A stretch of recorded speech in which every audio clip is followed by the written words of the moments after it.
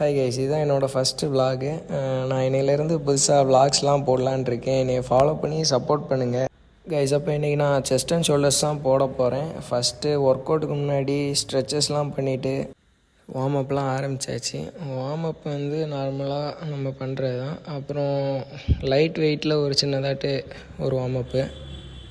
அப்புறம் செஸ்ட்டுக்கு first work out ஆகிட்டு incline tumble press 20 kgயில் 4 set கரெக்டாக மசில் ஃபெயிலியர் வர போடுவேன்.